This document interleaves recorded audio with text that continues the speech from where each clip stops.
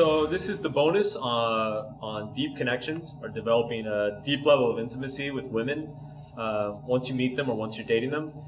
And it's interesting, actually, a lot of the stuff that I'm going to talk about in this bonus came from a friend of mine.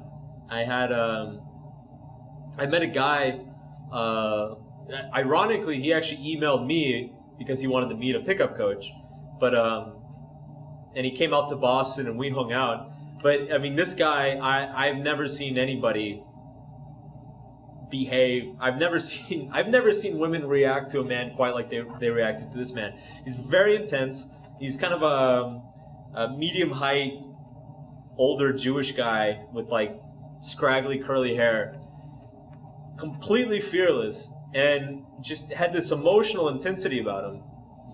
And he would get girls like crying the first night, like tears for joy, and he would talk about falling in love and how they were spinning together and all this stuff. And I mean, it's like really hot girls that he was just picking up anywhere, and all this crazy stuff was happening, and he developed these like insanely intense emotional connections with them very quickly. And so what we're going to talk about is not doing that necessarily, but a lot of the things I learned about this, or a lot of things that I discovered about how to generate trust and intimacy with somebody very quickly, actually started with my experiences with him. And but first, let's talk about why developing a connection is so powerful and why it's worthwhile. A lot of guys kind of look down on developing a strong intimacy is being too weak, or being pussy, or not being alpha, or something like that. And honestly, the fact of the matter is that, like I explained in the seminar, intimacy is separate from sexual arousal. So you can develop intimacy regardless of how aroused she is, how turned on she is, and it's also separate of relationship expectations. It's separate from commitment expectations, which is a point that's going to be really important later when we talk about girlfriends. So what are the benefits of having a powerful connection? Well, first of all, it's far more enjoyable. You enjoy the experience a lot more.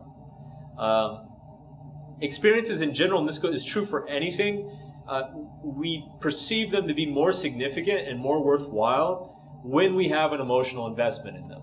And basically, building a connection with a woman quickly and deeply is literally the process of developing emotional investment in one another over a short period of time. It also builds stronger relationships. If you're interested in a girlfriend or a serious relationship, it will make that a much easier alternative, or a much more viable alternative with the women you meet. And then finally, the last advantage of it is in and of itself attractive and sexy.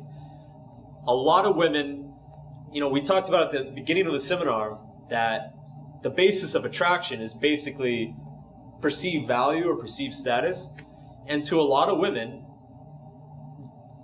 a strong connection and a strong intimacy is perceived as something very valuable or something very high status.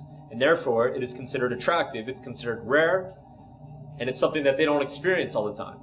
And so it can be actually a strong factor in developing further attraction for you. So the first thing I want to talk about, the first kind of technique or thing that you can change to create more intimacy or more connection in your conversations, is something I call facts versus feelings. Now, most people in most conversations speak in terms of facts. It's simply an exchange of factual information. I work here. Last Sunday I went to the football game and my friend Jim said this, and then my sister said this, and oh, isn't that really funny? These are all factual conversations. And men in particular, since we're less inclined to share our feelings or share our emotions, we tend to keep things more on the surface level, more on the factual level. We're more interested in talking about, who threw for how many yards last week, or how many horsepower this car is and how much torque it has, etc., etc. But the fact is that lasting intimacy is generated from a sharing of emotions. And so if you want to do something simple to immediately create more intimacy in a lot of your interactions, and this goes beyond just women, it's also other people in your life, it's simply go beyond discussing facts and talk about the feelings or the motivations or the emotions that are underlying the facts. So for instance, if somebody says, yeah, last Sunday I went to the game with Joe and my sister said this and Joe said this and it was really funny. Well, you could direct the conversation to the feeling or the motivation or the intention beneath that.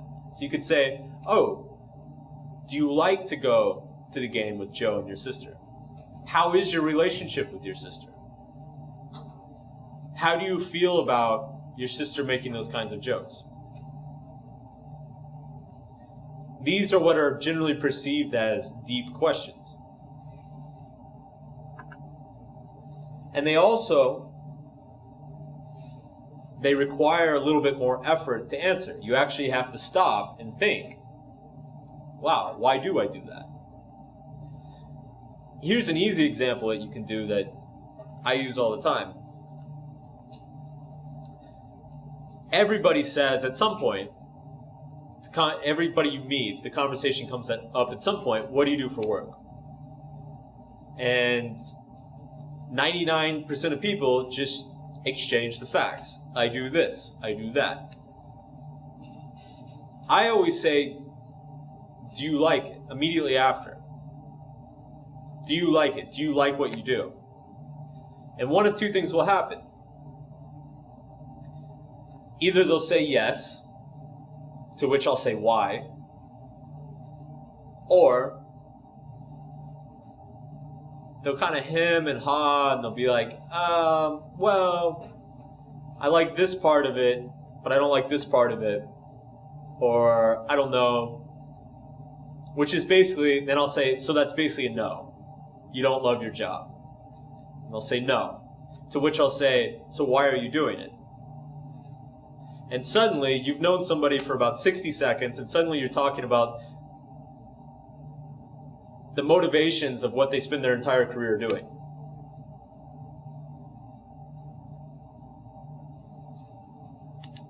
Now, it may seem a little bit ridiculous or a little bit unlikely that people would open up about this kind of stuff so quickly. And it's true. Sometimes people will just kind of shut off or give you one-word answers, and that's fine. They're not willing to go to that depth of a level. But remember, everybody's favorite conversation topic is themselves. And so what I've actually found is that a lot of people, even though they'll be a little bit uncomfortable at first, they jump at the opportunity to go down to that level, especially since so many of us don't experience it very often. And so just in and of itself, getting them to speak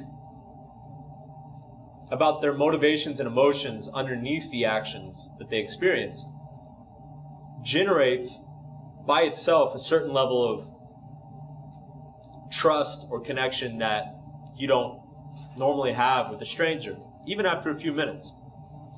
Now, the next step is once you're able to find that emotion or motivation for what they're talking about, is you connect with that emotion or motivation with your own emotion or motivation. And the beauty of this, the beauty of connecting your own emotions or motivations with other people's, is that you're not limited by facts. So like, I could meet a girl who's an accountant, and she could say, I love my job, and I love it because of this, this, and this. And I could say, that's awesome. I love my job too, and it's because of this, this, and this. And even though we have completely different jobs and different realities, we're now relating over an emotion, a shared emotion, a mutual life experience, despite the facts being different.